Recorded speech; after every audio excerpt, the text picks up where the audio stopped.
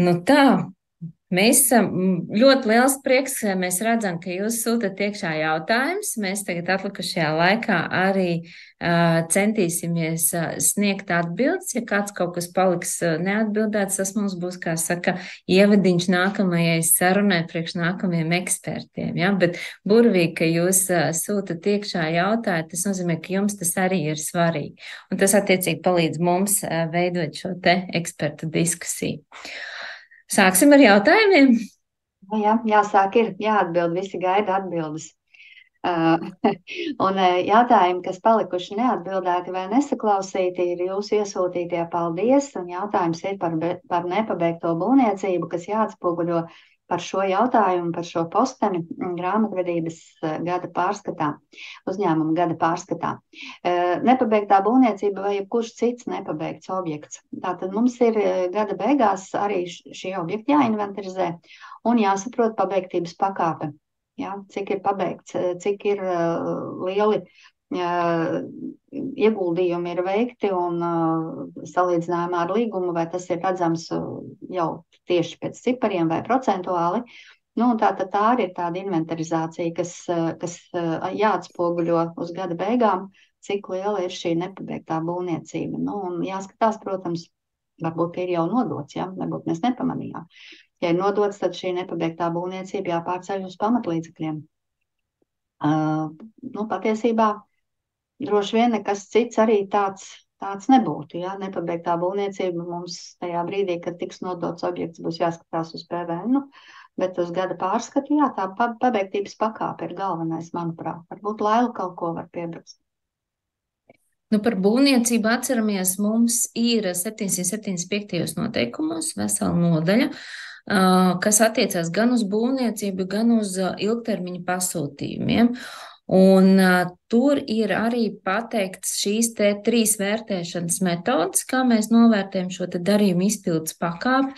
Un pilnīgi un noteikti tas, kas jums būtu jāpaskāsta gada pārskata pilkumā, kuru metodu tad jūs izmantojāt, ja? Lai tam, kas lasa šo pārskatu, ir skaidrs, kā jūs to novērtējāt. Jums noteikti apakšā būs dokumentācija.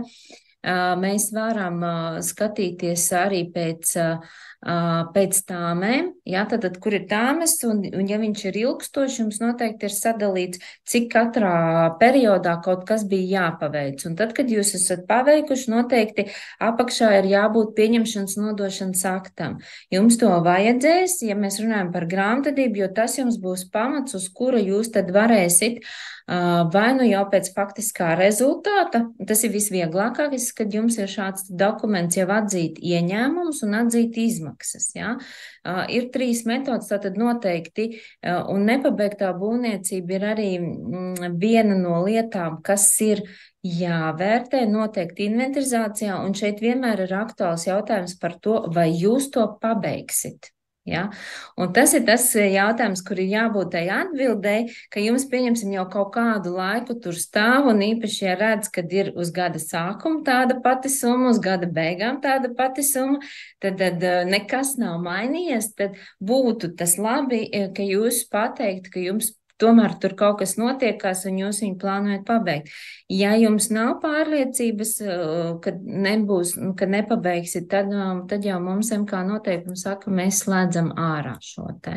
Bet 775. noteikumi ļoti smuki iedod 3 metodas, pasaka to un galvenais izvērtējiet. Jā, izvērtējiet, vai jūs to pabeigsit līdz galam. Un tad jau tālāk skatāmies, kas paliek vēl kā nepabeigts, un varbūt kaut kāda daļa jau jums būs arī nodota eksploatācijā. Nu jā, tas tāds pilnīgs spektrs tagad jums ir pateikts. Nu, nākamais jautājums ir, kādi riski un kas jāveic grāmatvedības uzskaitē, kā jānodrošinās uzņēmums ir Krievijas debitors? Ļoti labs jautājums šodien. Es ceru, ka tas debitors ir no tiem laikiem, kad vēl sankciju nebija. Un patiesībā manā skatījumā jau tos laikus atceroties, kad mēs vēl tiešām diezgan daudz uzņēmumu strādājam ar Krieviju, vajadzētu šos parādus, būtu bijis labi, ja tie būtu apdrošināti.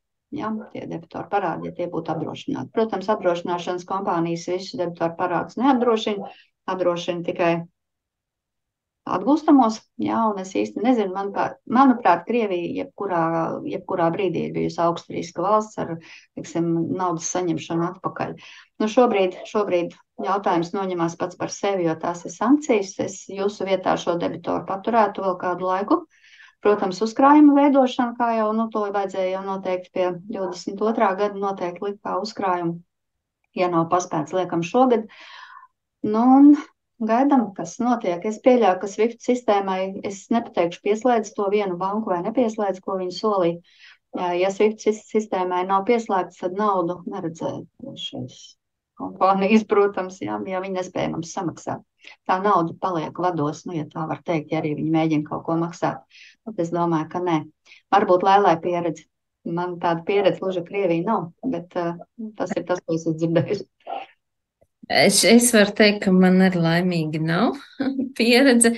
Katrā ziņā, nu, protams, arī iepriekš bija uzņēmumi, kas strādāja, bet, nu, tad, kad sākās visi riski, kā saka, uzņēmēji paši pārorientējās. Tā kā, bet, ja nemaldos, mums nesen bija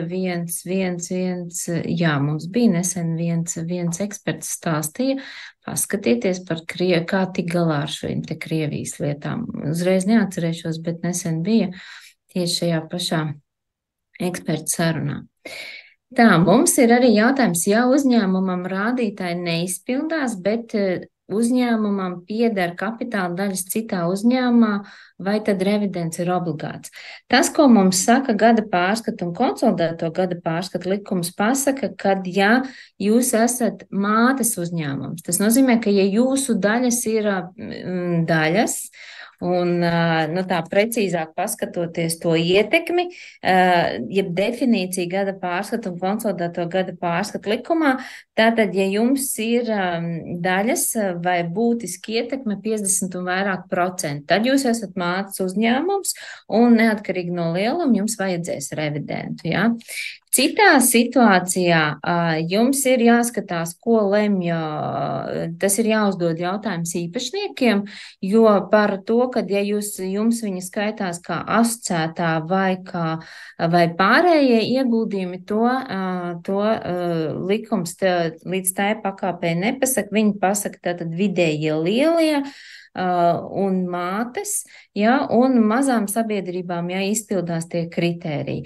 Šeit jājautā, tad jāskatās, kas jums ir tie pārējie rādītāji, jo iespējams jums izpildās pārējie rādītāji, un tad arī šis te revidents būs nepieciešams. Bet tas, kas jums ir jādomā, ja jums ir daļas citā uzņēmumā, tas nozīmē, ka viņš parādās jūsu gada pārskatā, tas ir jūsu ieguldījums. Un te ir atkal jautājums, vai jūs kā īpašnieki, ja jūs uzņēmums kā īpašnieks, vai jūs pieņemsit šī uzņēmuma, kurā jums ir daļas, neauditētu gada pārskatu, lai likt iekšā viņu savos datos. Nu, tātad šeit tas jautājums jau ir plašāks un dziļāks. Mana pieredze ir tāda, ka tur, kur jau ir šīs te daļas, kur parasti jau tiem, kam ir daļas, saka, klausieties, arī vajag revidentu tur, lai ir auditēts pārskats un lai viņiem ir ticami dati, ko likt savā pārskatā. Tad te vēl jāpastāst, kas jums ir tālāk ar finanšu rādītājiem, un tas noteikti ir valdē šis jautājums, vai ja valde viena persona vai vairāks, ir jāuzdod dalībniekiem. Ja, kā tad viņi vēlās šo te risināt attiecībā uz revidentiem. Bet tā jūs varat droši vēlreiz pārlasīt gada pārskatu, konsolidēto gada pārskatu likumu 91. Pāntu. Tur arī ir tās pamatprasības, kas ir. Tā.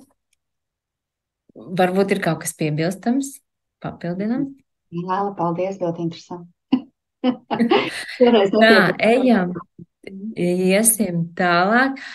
Šeit bija jautājums, es atvainojos, uzreiz nevaru atbildēt, bet varbūt Ita varēs par biedrībām, kas nav UN likuma subjekti, norakstot šaubīgos debitors vai nerodas kādas nodokļu sekas. Nu, UNs nerodas, jā, bet par ko es aizdomājos?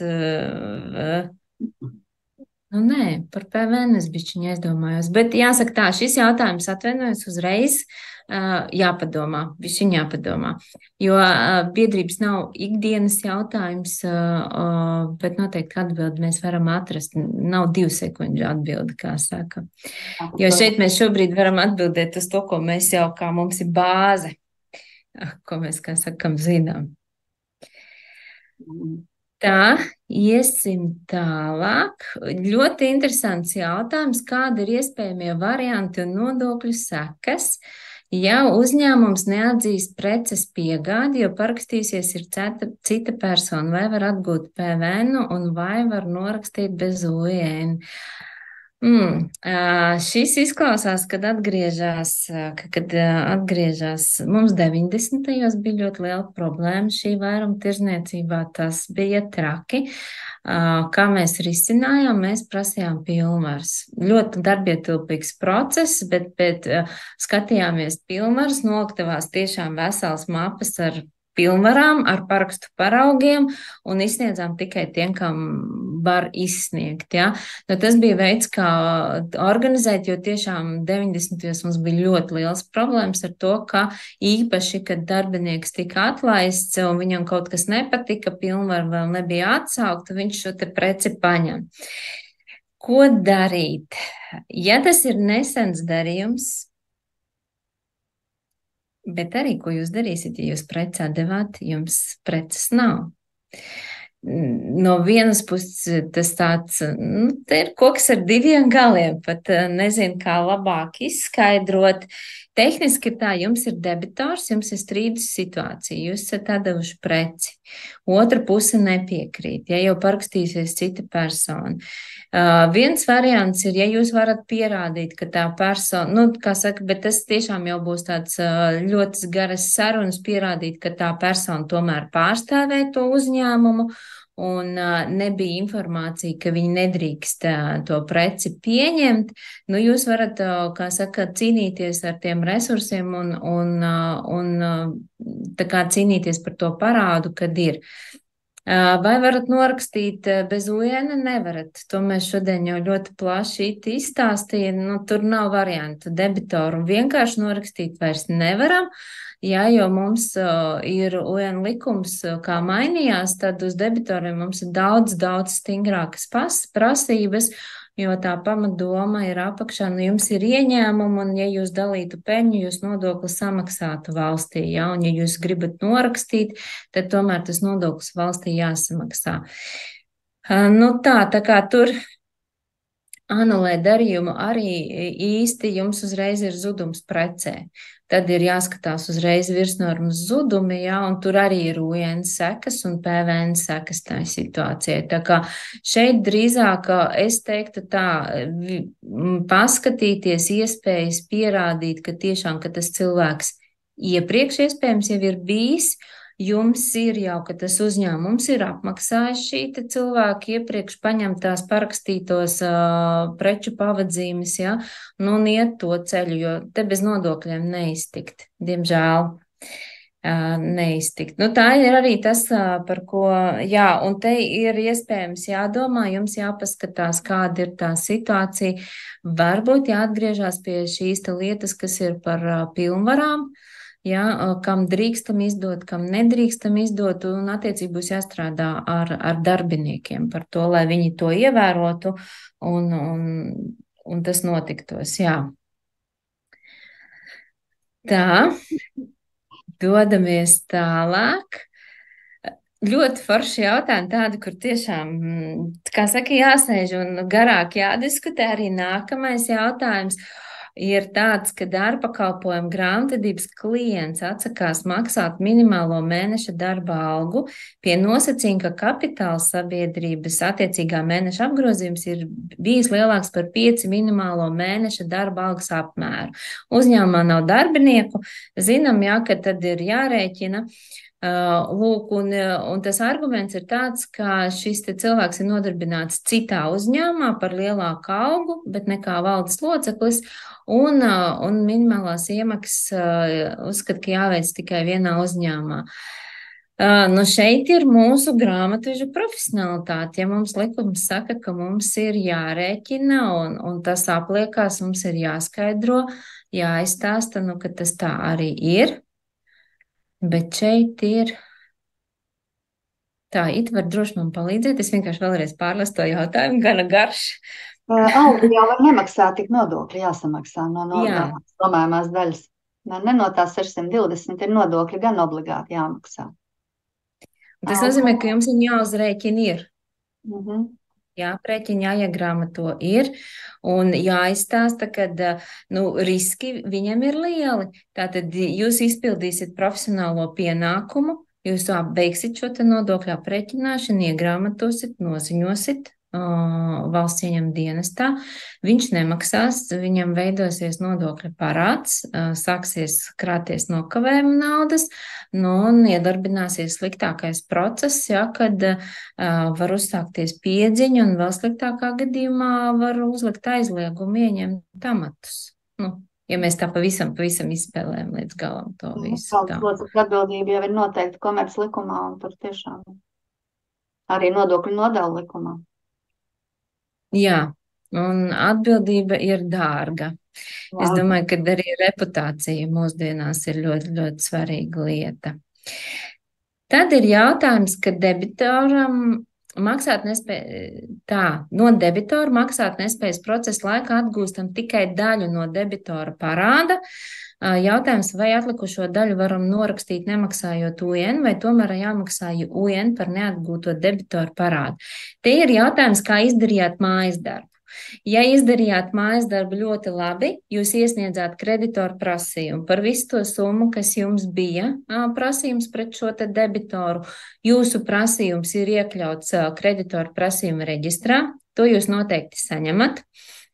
Un, ja jūs esat saņēmuši maksājumu, tad visticamāk jūs esat izdarījuši mājas darbu. Un tad tur arī būs, jūs sagaidat, kad beidzās process, kad ir šis te lēmums, kad bankrota procedūra ir pabeigta, no administratora atnāk šis te dokuments, ja atnāk pēdējais kreditoru saraksts, kur ir redzat, un kreditoru sarakstā parasti norāda, cik ir prasījuma summa, cik ir sekts un cik ir atlikums vēl, jā. Lūk, un tad jūs šajā pēdējā sarakstā redzēsiet, ka jūs esat iekšā jūs uzņēmums ar visu summu, redzat, cik ir samaksāts, tas salīdzinot ar saviem grāmatvedību datiem jāsaskan un paliek atlikums. Nu, lūk, un šajā gadījumā, tad, kad uzņēmumu likvidē, izslēdz ārā no uzņēmuma reģistra, jūs norakstat sakarā ar to, kad ir beigusies bankrota procedūra, uzņēmums ir likvidēts, papildus nodokļu UN maksājumu jums vairs nav, jo jūs esat izpildījuši UN likuma 9. pāntu prasības, izdarījāt visu, ko varējāt izdarīt, ja, un papildus UN maksājumu nav. Tad varat droši norakstīt, viss ir izdarīts. Tā, kas mums šeit vēl ir? Tūlīt skatāmies. Tā. Jā. Aha, ļoti interesants jautājums par aizdevumu. Jā. Ja uzņēmuma īpašnieki ģimenes locekļi ir aizdevuši naudu uzņēmumā, nu tā dažkārt notiek, un šo aizdevumu kreditori neatprasa. Arī tā dažkārt notiek. Kreditori atsakās un arī, nu tā tad nevēlas ņemt dalību uzņēmumu paškapitālā. Neko negrib, naudu nevajag, dāsni atdāvinājuši ļoti labi. Galvenais, lai var pierādīt izcelsmi, kur viņi ņēma to visu. Tas ir viens aspekts, ko es šeit redzu. Otru jau Laila pateica, jau atbildot iepriekš uz jautājumiem, nu varbūt jautātājs nesaklausīja, varbūt bija novērsies un nesadzirdēja atbildi. Nu tātad tie ir mūsu ieņēmumi, jā, uzņēmumi ieņēmumi, kas palielina pašu kapitālu mums, kā peļņas daļa. Jā, nekas cits jau tur acīm redzot nav. Manuprāt, varbūt tomēr Lailai ir kaut kas sakāms šajā vietā. Jā, es tikai varu atgādināt, tātad, kur tas bija pateikts, tas bija 775. noteikumos, 22. punkts, tas ir, kur precīzi pasaka šajā gadījumā, tātad te ir pateikts jautājumā, ka nevēlas ņemt dalību uzņēmumu pašu kapitālā, tātad jums pilnībā izpildās 775. noteikumu 22. punkts, kas ir uzskatāms par dāvinājumu. Sataisiet dokumentus, sataisiet tiešām ticamus dokumentus, ko neviens jums nevarēs apstrīdēt un neteiks, risinājums, protams, būs, ja tur notiks strīds, jūs, protams, taisīsit, grāmatosiet ārā, bet tad būs jautājums par šo te ticamību, ja?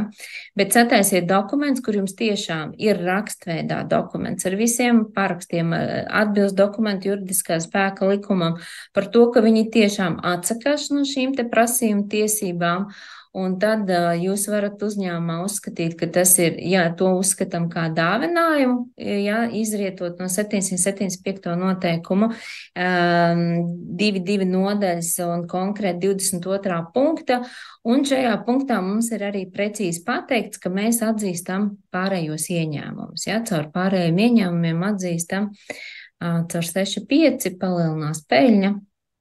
Nu, lūk. Tā. Kas mums šeit ir?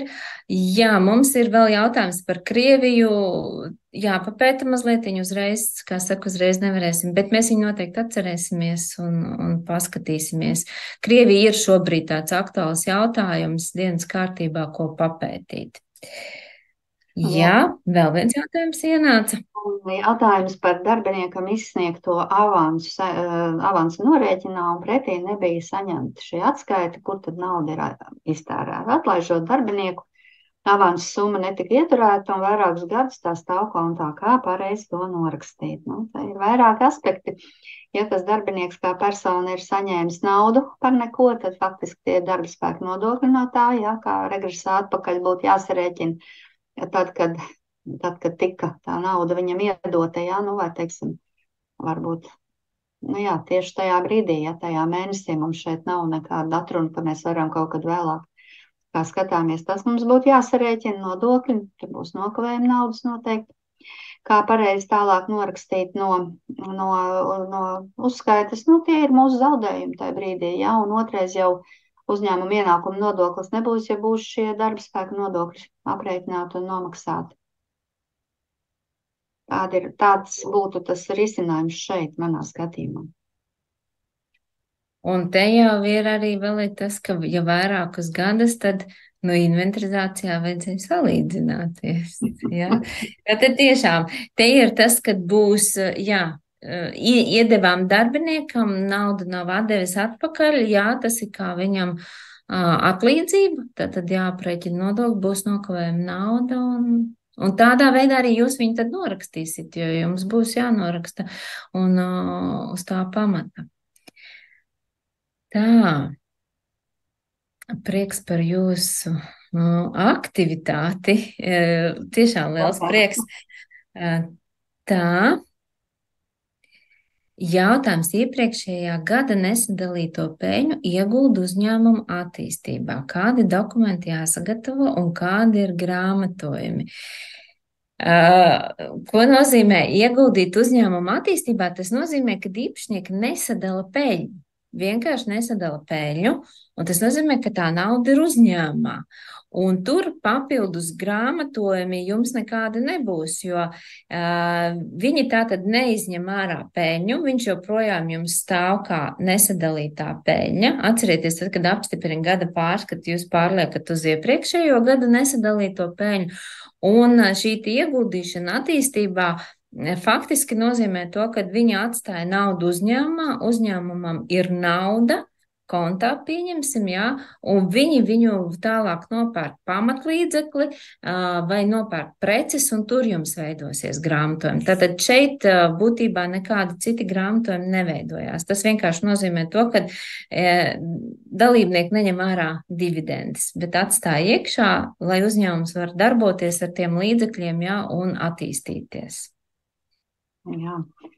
Tālāk nākamais jautājums par debitoru kreditoru atlikumiem, ja parādi vai pārmaksas ir līdz 1 eiro un kā tādus norakstīt.